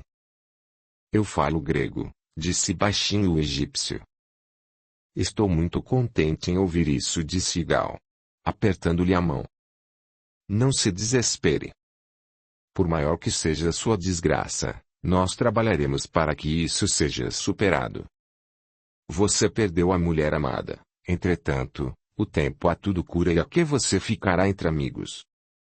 Você é um grande artista. Prosseguiu Gal, apontados para as esfinges. Na arte encontrará o consolo e o esquecimento. Como meu amigo e irmão, você poderá instalar aqui uma oficina a seu gosto. E agora vamos, precisa se fortalecer comendo algo. Rameri apertou fortemente a mão do jovem patrício. Agradeço-lhe por sua magnanimidade e palavra amiga, de imediato. Gostaria que me perdoassem pelo que eu pecar em relação às suas tradições. É com muita gratidão que aceito a sua hospitalidade e irei amá-lo como a um amigo, irmão e protetor. Não será você tudo o que me resta, um órfão que perdeu tudo que lhe era caro, até o próprio tempo em que vivia. Você encontrará seus novos contemporâneos e garanto que eles não são piores do que os de outrora, arrematou alegremente Gal, abraçando calorosamente o jovem escultor. Nesse interim, Pentaur levantou Erixo. Virando-se para ela, o escultor disse em voz triste mas sem rancor. Não chore, insensata. Eu a perdão. Você é o único fragmento do meu passado. Assim, vamos ser amigos. Os olhos azuis de Erixo faiscaram de alegria. Agarrando a mão de Hameri, ela encostou-a em seus lábios. Gal levou seu novo amigo ao quarto de banho, querendo que se refrescasse e se livrasse do cheiro acre e sufocante de que estava impregnado. O caudário do legado era mobiliado com o refinado luxo genuinamente romano. A banheira era de pórfiros, e estátuas decoravam as paredes cobertas de pintura que representavam águas marinhas com náiades, tritões, sereias e demais divindades aquáticas. Examinando com inocente curiosidade a luxuosidade do ambiente, a estátua de Vênus, por sobre as ondas, chamou a atenção de Hameri. Como isto é belo! Que progressos fez a arte de vocês, exclamou ele fascinado, admirando a estátua. Estou vendo que antes de retomar o meu ofício, terei de estudar com algum dos escultores daqui, pois eu não quero ficar defasado. O que você acha, Gal? Isso é possível? Claro que é possível. Eu conheço um excelente escultor que terá prazer em ensinar-lhe. Aliás, ele pouco terá que ensinar a um artista como você. As suas esfinges. É algo além da perfeição. Agradeço o elogio e aceito sua proposta. Pode ficar certo disso. Repito, logo você recuperará tudo aquilo que nossa arte tenha sobrepujado a sua. Aliás, para tudo isto há tempo, por enquanto, descanse e habitue-se aos nossos usos e costumes, sua arte, mais tarde, ajudá-lo a recuperar a paz espiritual. A arte, como você vê, é uma grande chama divina e aquele que por ela for aquecido e iluminado jamais poderá ser um órfão ou um solitário. Este dom dos imortais sempre fornece novas forças ao artista, orienta-lhe a mão inspirada e permite-lhe colher da fonte eternas formas da beleza inesgotável. O olhar de Hameri fugia de alegria e orgulho. Será você também uma artista, já que entende tão bem a grandeza da arte? Não, respondeu sorrindo Gal, não sou uma artista, mas filósofo. Eu li as obras dos sábios sobre a arte e compreendi a sua beleza e a bem-aventurança daquele que consegue materializar a sua ideia. Os escravos lavaram Hameri, perfumaram seus curtos cabelos encaracolados, negros como asas de corvo, e vestiram-no num traje romano. A seguir Hameri foi para o quarto onde Gal e Filatos com alguns amigos e clientes discutiam o acontecimento inédito do dia, que surpreendeu a todos.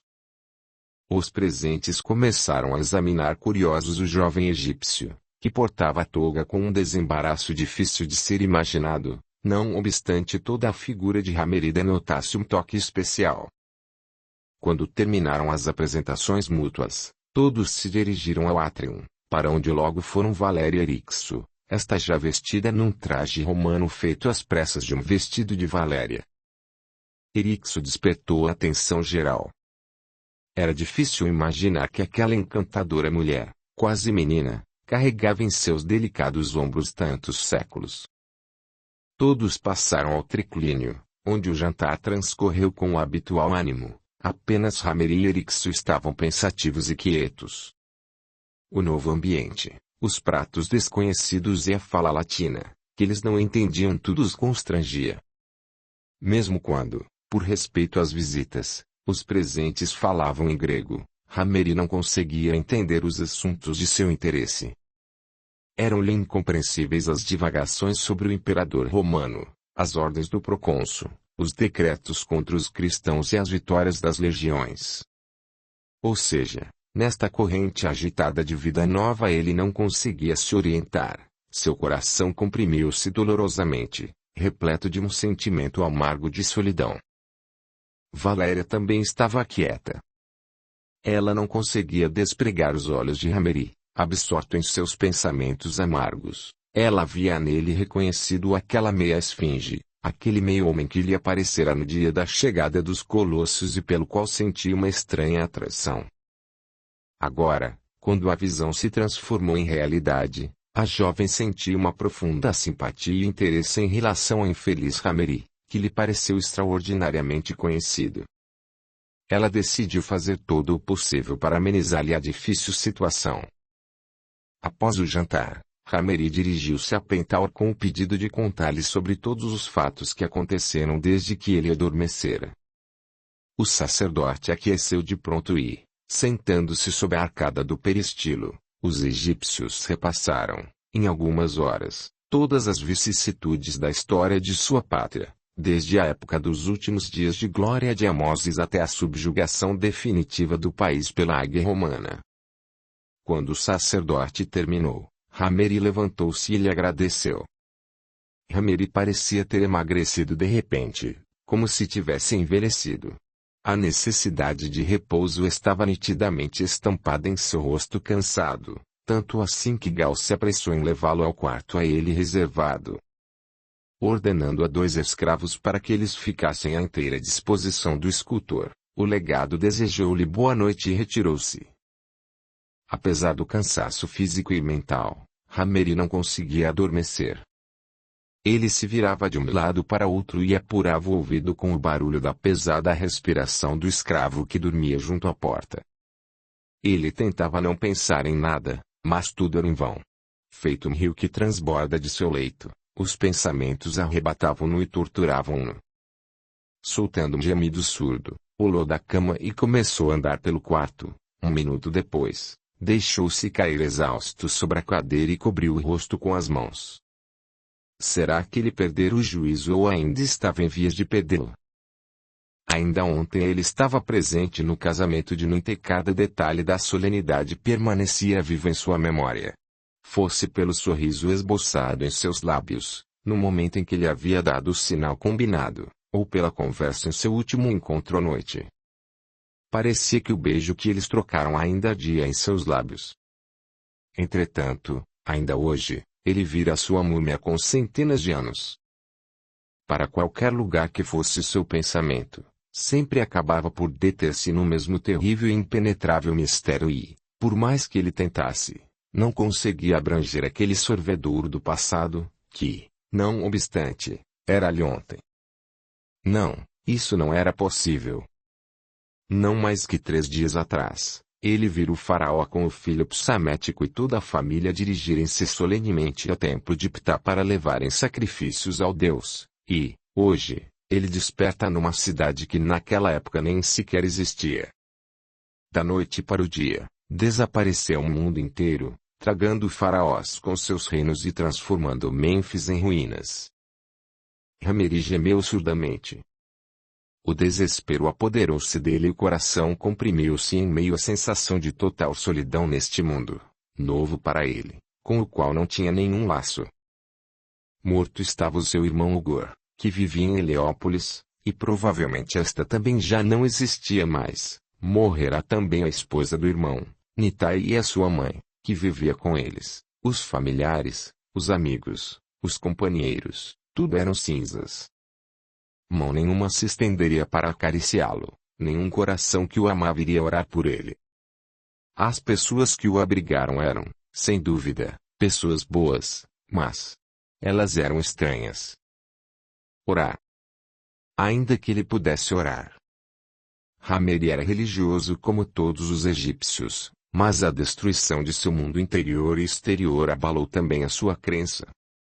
Já não lhe falara Pentaur, amargurado, que Osíris fora abolido e substituído por Júpiter, e que, recentemente, aparecera um novo Deus, Deus crucificado, prestes a derrotar todos os demais deuses, pois, em seu altar, jorrava o sangue dos mártires humanos, mártires voluntários que morriam felizes para a glória dele. A cabeça de Hameri fervia, as têmporas latejavam. Parecia-lhe faltar o ar naquele amplo e luxuoso palácio. De repente o seu olhar se deteve na mesa ao lado, sobre a qual se encontravam algumas joias que ele havia tirado antes do banho. Ali estava o colar de amuletos e nele emaranhada uma estatueta de Osíris, talhada em um pedaço de lápis lazuli. A preciosa estatueta fora presente de Nuita. Ele jamais se separava dela e rezava com ela, segurando-a na mão. Era nela que estava a sua salvação. Soltando um grito de alegria, foi até a mesa, soltou a estatueta e a beijou. A seguir, pondo-se de joelhos, apertou-a entre as mãos levantadas para o céu. À luz da lâmpada, ela parecia estar iluminada por uma aura. Ó Osíris, pai de tudo que existe, poderoso Senhor do mundo subterrâneo, ó Ra, Deus Sol, que com seus raios aquece a humanidade. Por que você abandonou seu povo? Murmurava ele em tom piedoso. Sua punição foi dura por eu ter brincado levianamente com as forças da natureza. Perdoe-me. Tenha misericórdia de mim, ó poderoso Deus. Eu creio em você, Osíris, e prostro-me diante de seu poder. Que outro Deus poderá substituí-lo? Quem mais além de você merece sacrifícios? Cubra de opróbrios os que se equivocaram em não conhecê-lo. Inspire a minha mão, deixe-me erguer sua imagem em toda a sua glória imorredora e em toda a sua ilimitada magnificência para que todos o reconheçam e o reverenciem. O êxtase iluminava aos olhos de Hameri e um clamor ardente acendeu do fundo de sua torturada alma a divindade que ele venerava com todas as fibras de seu ser. Subitamente, pareceu-lhe que a estatueta do Deus começou a aumentar, irradiando uma luz que o enchia de ânimo e de uma força gigantesca. A imagem do Deus foi crescendo e crescendo, envolta em feixes radiantes. No peito agora fulgia uma enorme chama espargindo correntes ofuscantes para o espaço.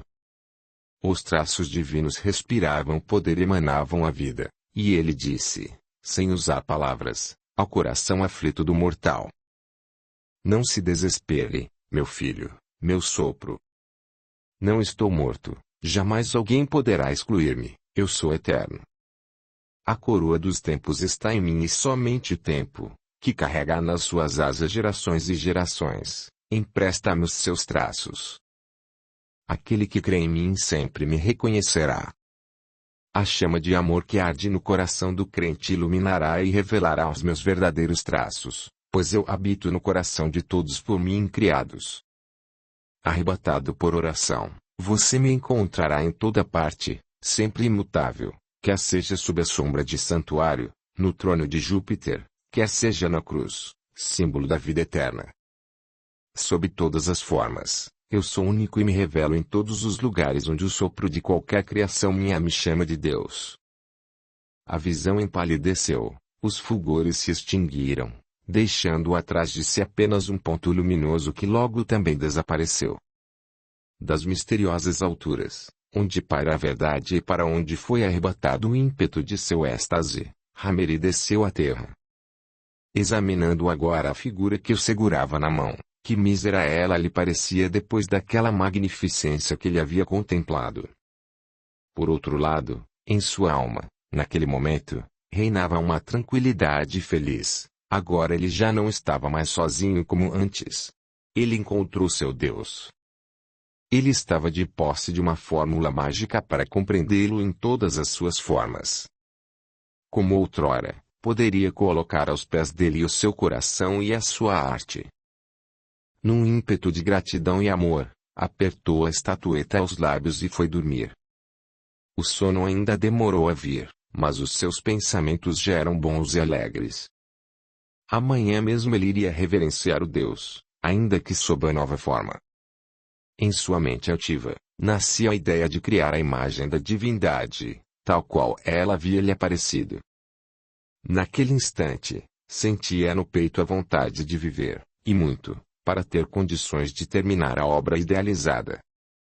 Em meio a esse turbilhão de planos e projetos, o sono finalmente o dominou, ainda que a mente trabalhasse enquanto dormia. Agora, Ele ascendia ao éter infinito numa altitude assombrosa. Em sua volta corriam nuvens e brilhava o sol. Em meio às luzes e sombras, ele tentava reconstituir a forma que representava o mistério da divindade. Era vão, contudo, o seu intento. As luzes e as sombras derretiam-se em suas mãos, mas a cada esforço ele subia mais e mais.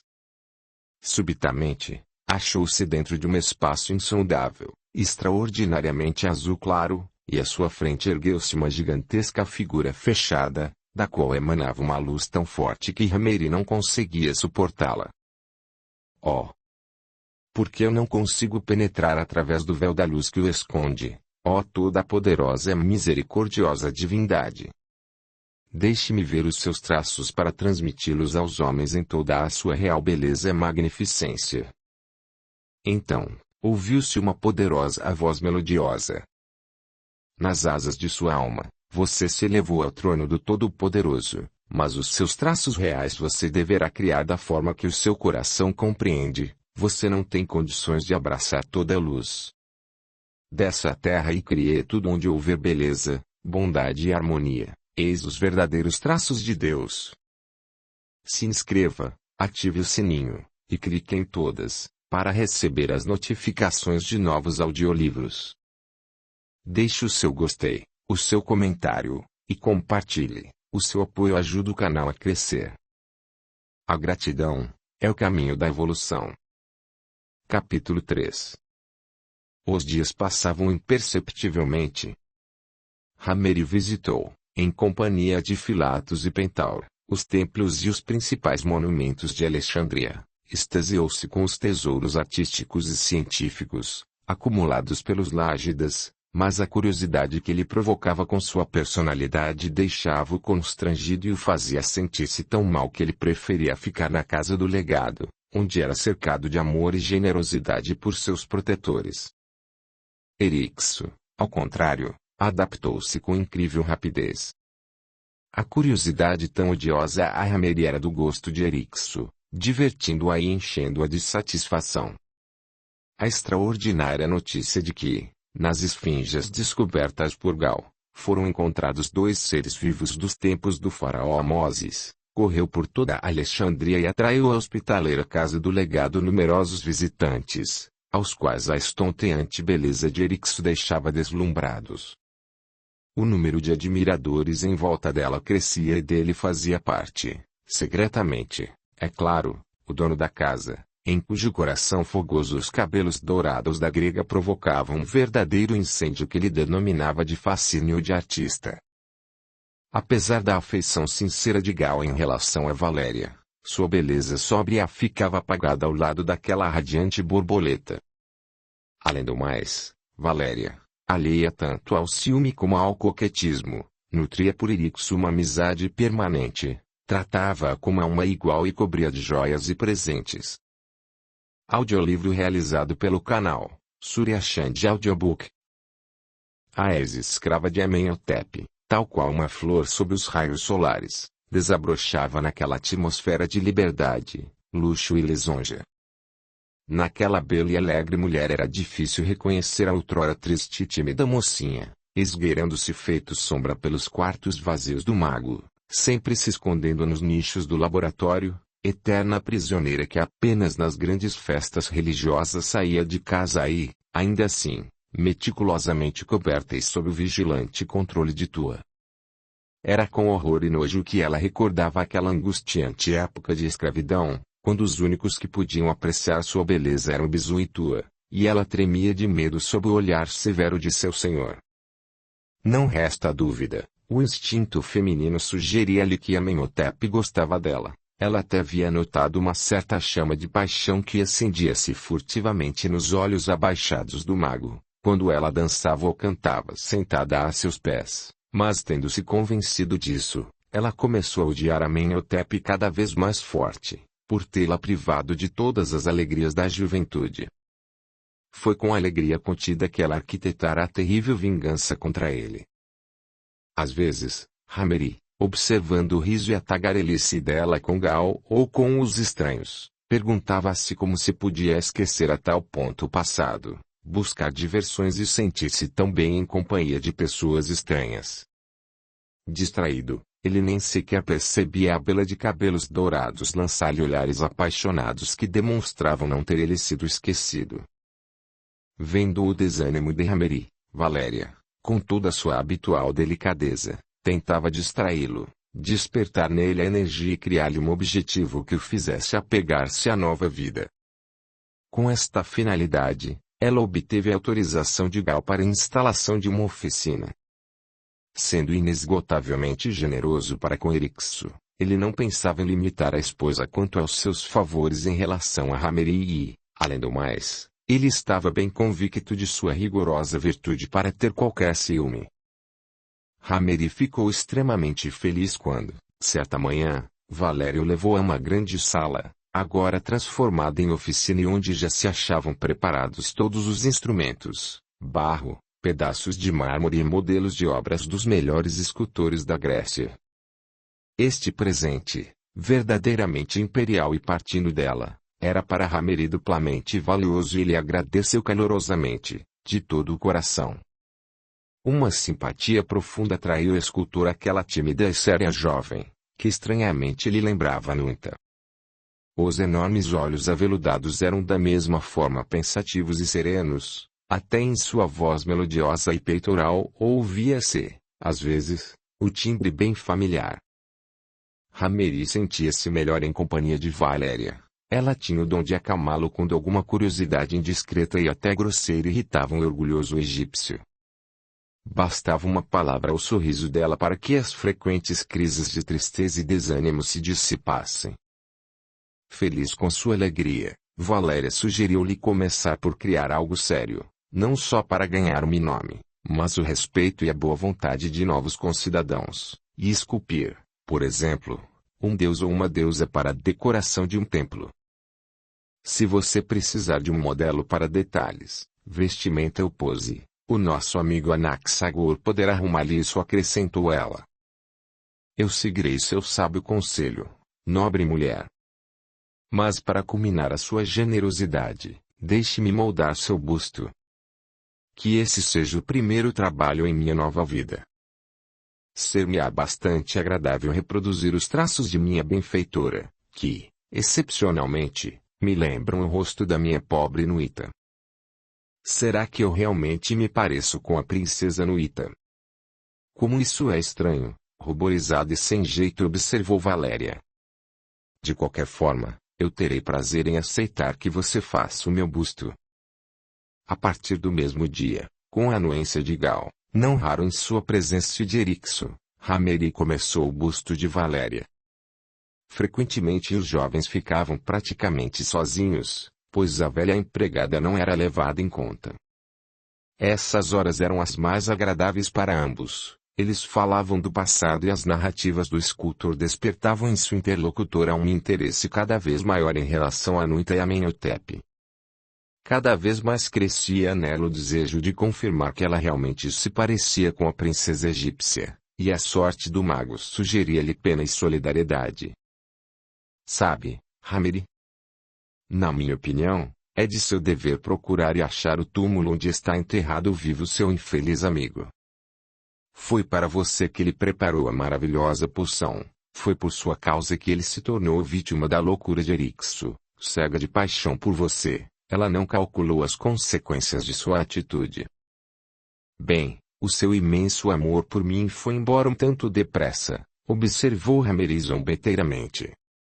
Ela está a tal ponto ocupada com a corte do legado Túlio, do ricaço Telemaque e de outros, está tão absorta com as festas e enfeites que não mais pensa nestas bobagens. Não creia muito nisso. Eu notei os olhares que ela lança para você que, pelo contrário, deixam-me convencida de que ela lhe é invariavelmente fiel, disse sorrindo Valéria. Ao que ela realmente permanece fiel é o seu ódio a Amenhotep. A ideia de libertá-lo não me abandona nunca, mas para tanto eu preciso da ajuda de Erixo, e toda vez que eu toco no assunto ela se esquiva da resposta ou em seus olhos brilha tal ódio que eu tento não insistir. A propósito, quando houver uma chance, Eu empregarei toda a minha influência sobre ela e farei com que ela vá comigo a Mênfis para ajudar-me nas buscas.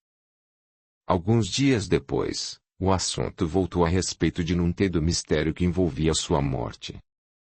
Hameri achava que o infortúnio que lhe causara o desaparecimento havia abalado a saúde da princesa, mas de que forma ela teria sido morta junto à tumba de Osíris, isso lhe permanecia inexplicável. Valéria observou que no corpo da princesa ficaram impressas as marcas daquele misterioso acontecimento. Era só desenrolar a múmia. O desejo secreto de convencer-se de sua semelhança com a falecida princesa lhe fez sugerir esse conselho. Ela mesma já teria examinado a múmia, não fosse o temor de desgostar o escultor, ao ferir suas convicções religiosas. No início Hameri assustou-se até com a ideia de tocar o corpo, preparado para a eternidade por cerimônias religiosas. Sendo um egípcio verdadeiro, ele receava, além disso, danificar o corpo astral, de Nunta ao retirar as bandagens e expor o corpo à decomposição. Mas no fundo da alma, ele ansiava por rever os traços do querido rosto e descobrir a causa da morte misteriosa de Nuita. Assim sendo, deixou-se convencer facilmente, ainda mais pelo fato de que Valéria tinha lhe assegurado que em Alexandria havia embalsamadores que recolocariam as bandagens, e Pentauro, um outro sacerdote, não se negaria, evidentemente, a repetir as cerimônias fúnebres. Além do mais, segundo Valéria, o corpo teria que ser enterrado no cemitério da cidade e não ficar jogado em qualquer lugar feito uma coisa inútil. Vencidas por todos esses argumentos, que atendiam também ao seu desejo íntimo, Hameri, finalmente, concordou, e ficou decidido que já no dia seguinte seria iniciada a abertura do caixão da múmia. A escolha do dia foi feliz. Gal havia sido chamado para o banquete do procônsul, Erixo, em companhia de uma dama que conhecera, e aos festejos de um circo, enquanto Valéria, que não era amante dos combates de gladiadores, decidiu ficar em casa. Dessa forma, eles estavam certos de que ninguém os atrapalharia. Assim, tão logo Gal e Erixo foram embora, Valéria e o escultor dirigiram-se para as afastadas dependências para onde o legado havia banido a múmia do salão aberto, depois que ele soube do relacionamento que havia entre a falecida e o escultor. Quanto às duas esfinges, estas foram solenemente instaladas em seu local anterior. Não foi sem um medo supersticioso que Hameri pegou os instrumentos e iniciou a abertura do caixão. A tampa com as incrustações cedeu sem dificuldade, deixando antever o corpo enrolado em bandagens, exalando um forte odor resinoso. Hameri, atônito, recostou-se na parede e fechou os olhos com a mão. Neste momento, os séculos idos deixaram de existir e toda a amargura da perda da mulher ardentemente amada dominou com nova força. Resistindo de imediato à sua fraqueza, ele aprumou-se com mão febril e impaciente começou a desenrolar as bandagens, no que era ajudado por Valéria.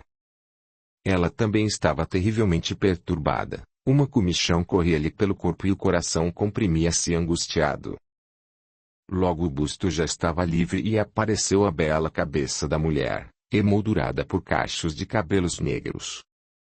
Todo o corpo se conservara maravilhosamente. Somente a pele pretejara um pouco devido ao tempo. Como resultado da arte dos embalsamadores, que tinham a habilidade de dar ao corpo a expressão dos últimos minutos da vida, no rosto de Nuita congelara-se a expressão de indescritíveis sofrimentos e de terror. Os lábios semiabertos deixavam antever dentes cerrados, nas faces, no ombro e na mão viam-se estranhas queimaduras, longas e profundas, e, quando Hameri soltou a mão direita, verificou-se que a palma e os dedos estavam calcinados. Um grito desesperado soltou-se do peito de Hameri. Seria possível que um raio tivesse desfigurado tão terrivelmente Nunta? Não teria sido ela vítima de algum crime bárbaro? Chorando copiosamente, ele apertou contra os lábios aquela mãozinha, cujo aperto caloroso e apaixonado parecia ainda sentir. Neste minuto, esqueceu-se até de Valéria e de sua nova vida, diante dele, ao vivo, estava somente o passado. Valéria retirou-se devagar, deixando sozinho. Feliz Nuita. Como é amada! Sussurrou ela, e um sentimento de ciúme comprimiu-lhe tristemente o coração. Após ter desafogado as lágrimas, Rameri sentou-se junto à múmia e sem tirar os olhos do rosto adorado mergulhou em pensamentos amargurados. Ele resolveu ficar com o cadáver até o amanhecer e depois, de manhã, ir ao templo de Zida, atrás dos embalsamadores. Mas a descoberta das estranhas queimaduras deu-me novo rumo aos seus pensamentos e despertou nele, em relação a Eriksu, um sentimento próximo ao ódio. Ela era a única culpada pela morte misteriosa de Nuita e por seu infortúnio pessoal. Ainda que o plano de Amenhotep não tivesse dado certo por alguma razão, de qualquer forma ele e a princesa teriam sido despertados, estando juntos. O que eles tinham a ver com os séculos que passaram? Poderiam ser felizes e gozarem a vida tanto sob o cetro de Gapieno e Valeriano como sob o de Amoses II. E, de repente, essa estrangeira que ele nunca tinha visto antes ousou interferir em seu destino e dar-lhe um outro rumo. Escrava ingrata que imobilizou o gigante, seu protetor. Em meio a esse ódio e raiva insistia, entretanto, a vontade de penetrar no enigma da morte de Nuita. Subitamente uma feliz ideia lhe veio à mente. Será que não existiria uma pessoa para quem nem o futuro nem o passado teriam segredos? Não teria a previsão dos acontecimentos no Egito se cumprido com toda a exatidão. Caso Amenhotep não estivesse morto, ele deveria estar dormindo no seu subterrâneo. Bastava encontrá-lo e despertá-lo e ele diria o que sucedera junto ao túmulo de Osíris. Ele viajaria para fazer as buscas em Mênfis, assim que enterrasse Nuita, ou até antes, para que o mago pudesse ver o corpo dela. Esta decisão era irrevogável e Rameri, em sua impaciência, resolveu viajar no dia seguinte. Retornando do circo, Eriksu foi almoçar junto com Valéria. Surpreendendo-se com a ausência de Rameri, ela não quis, entretanto, indagá-la sobre os motivos, visto que a Patrícia lhe parecia pensativa, preocupada e com ar de pouca conversa. Após o almoço, cada uma foi para seu quarto. O quarto de Eriksu tinha um acabamento luxuoso, profusamente decorado por refinados bibelôs dos quais as romanas tanto gostavam. Gal com a esposa cobriana de presentes e enfeitavam feito uma boneca aquela encantadora criatura meio mulher, meio criança, cuja alegria inocente e gratidão efusiva os divertia muito. Neste minuto, entretanto, Eriksu nem sequer olhou para o gracioso mobiliário ou para a magnífica echarpe de seda, bordada a ouro, sobre a mesa, que a negrinha apontou ser um presente da Patrícia. Sem dizer nada, ela anuiu com a cabeça, continuando a andar pelo quarto. Em seu íntimo, Eriksu tinha ciúme de Valéria em relação a Rameri. As conversas dos dois a desagradavam, fora o fato de estar o escultor moldando o busto da dona da casa. Sua intenção era vigiá-los permanentemente e somente o prazer de gozar da liberdade e das alegrias, subtraídas dela por tanto tempo, sobrepujava-se ao ciúme e atraía para as festas e os espetáculos. Hoje, o silêncio e a preocupação de Valéria pareceram-lhe suspeitos. Eles ficaram em casa o dia inteiro sozinhos. O que teria acontecido entre eles para que Rameri não viesse almoçar? Após refletir, ela chamou a negrinha e perguntou onde estava Rameri. A outra desapareceu imediatamente e voltou a seguir com a notícia de que o nobre Rameri estava, desde cedo, no quarto da múmia encontrada e que o escravo não tinha a menor ideia de quando ele retornaria de lá. O ciúme de Eriksu mudou rapidamente de objeto. Então ele estava velando Nuita. Ela quis imediatamente saber o que ele estaria fazendo junto ao cadáver. Dando uma ajeitada rápida em sua toalete, ela colocou no pescoço um escaravelho preso numa corrente de ouro. A joia havia sido surrupiada de Amenhotep, pois ela achava que era um amuleto com poderes de provocar o amor. Colocou-a no pescoço, apesar do forte e desagradável cheiro emanado por ela. Mirando-se satisfeita no espelho, penetrou na ponta dos pés no quarto indicado e através de uma fresta do reposteiro divisou Hameri sentado junto ao sarcófago da múmia. A seus pés viam-se espalhadas as bandagens. A lâmpada de bronze em cima de um suporte alto iluminava o rosto carregado do escultor. Erixo, feito uma sombra, esgueirou-se atrás de suas costas e por trás delas olhou para o cadáver. Imediatamente ela reconheceu-no e um ciúme louco apoderou-se dela. Ao mesmo tempo, Hameri se virou. Por mais leves do que fossem os passos de Erixo, a apurada audição do escultor captou seu barulho. Ao ver Erixo, ele cerrou o senho e, agarrando-a pela mão, disse com rigor: "Veja." Ele apontou para a múmia.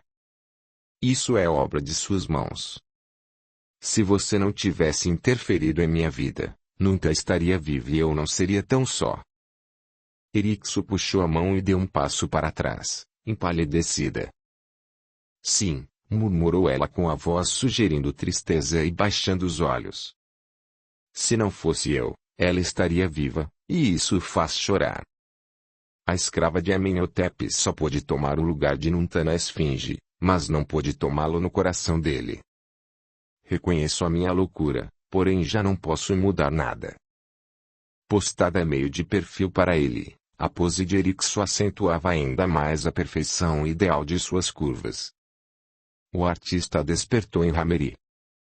Ele, involuntariamente, comparava aquela beleza airosa com a mulher grosseira, enviada por Anaxagor para servir de modelo. Não, Erixo representava o modelo ideal para Geb, Aurora ou Psique. O deslumbramento acalmou sua ira e ele já estava quase sentindo pena daquela criança que, bem ou mal, era a única coisa que lhe havia sobrado do passado. "Perdoe-me, Erixo. As palavras cruéis foram-me sugeridas pela dor das horas que eu passei agora", disse ele em tom triste já sem raiva. "Eu não deveria ter esquecido que você agiu assim devido à sua insensatez pueril, sem pesar todas as consequências de seu ato. Eu tentarei esquecer o ferimento causado. Nós não podemos ser inimigos. A desgraça atingiu-nos a ambos e estamos sozinhos neste barco." Um rubor brilhante inundou o rosto pálido de Erixo e as lágrimas jorraram torrencialmente de seus olhos. Ela caiu de joelhos e recostou a cabeça na mão do escultor. "Oh, Hameri! Não me julgue pelo meu erro. Como tudo isso aconteceu, nem eu mesma sei.